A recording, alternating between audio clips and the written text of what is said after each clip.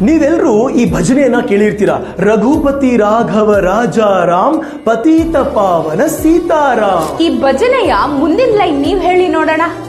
ಈಶ್ವರ ಅಲ್ಲ ತೇರೆ ನಾಮ್ ಸಬುಕೋ ಸನ್ಮತಿ ದೇ ಭಗವಾನ್. ಈಶ್ವರ ಅಲ್ಲ ತೇರೆ ನಾಮ್ ಅನ್ನುವಂತಹ ಲೈನು, ಈ ಸಾಲು ಮೂಲ ಭಜನೆಯಲ್ಲಿ ಯಾವತ್ತೂ ಇರಲಿಲ್ಲ. ಈ ಸಾಲನ್ನ ಸೇರಿಸಿದ್ದು ಮೋಹನ್ ದಾಸ್ ಕರಮ್ಚಂದ್ ಗಾಂಧಿ ಅವರು. ನಾವು ಹೇಗೆ ಬೈಕ್ ನ ಕಾರನ್ನ ಮಾಡಿಫೈ ಮಾಡ್ತೀವೋ ಹಾಗೆ ಗಾಂಧಿಯವರು ತಮಗೆ ಹೇಗೆ ಬೇಕೋ ಹಾಗೆ ಈ ಹಿಂದೂ ಭಜನೆಯಲ್ಲಿ ಅಲ್ಲಾನನ್ನ ಸೇರಿಸಿದ್ರು, ಮಾಡಿಫೈ ಮಾಡಿದ್ರು. ಇಡೀ ದೇಶದ ಮೂಲೆ ಮೂಲೆಗೆ ಇದೇ ನಿಜವಾದ ಭಜನೆ ಅಂತ ಪ್ರಚಾರ ಮಾಡಿದ್ರು. ಎಲ್ಲಾ ಹಿಂದೂ ದೇವಾಲಯದಲ್ಲಿ ಇದನ್ನ ಹಾಡಬೇಕು ಅಂತ ಹೇಳ್ಬಿಟ್ರು.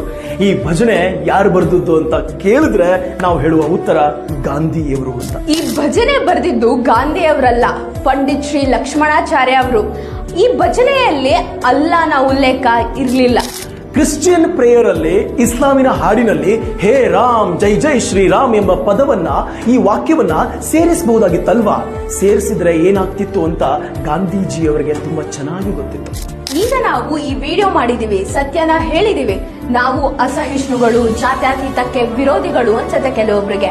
ಪರವಾಗಿಲ್ಲ, ಸತ್ಯಮೇವ ಜಯತೆ, ಸತ್ಯಕ್ಕೆ ಯಾವಾಗ್ಲೂ ಜಯವಿದೆ. ಈ ಮೂಲ ಭಜನೆ ಹೇಗಿದೆ ಅಂದ್ರೆ, ರಘುಪತಿ ರಾಘವ ರಾಜ ರಾಮ್ ಪತೀತ ಪಾವನ ಸೀತಾರಾಮ್, ಸುಂದರ ವಿಗ್ರಹ ಮೇಘ ಶ್ಯಾಮ್, ಗಂಗಾ ತುಳಸಿ ಶಾಲಿಗ್ರಾಮ್, ಭದ್ರಗಿರೀಶ್ವರ ಸೀತಾರಾಮ್, ಭಗತ ಜನಪ್ರಿಯ ಸೀತಾರಾಮ್. ಈ ವಿಡಿಯೋನ ಶೇರ್ ಮಾಡಿ, ಪ್ರತಿಯೊಬ್ಬರಿಗೂ ಈ ಮೂಲ ಭಜನೆಯ ಬಗ್ಗೆ ತಿಳಿಲಿ.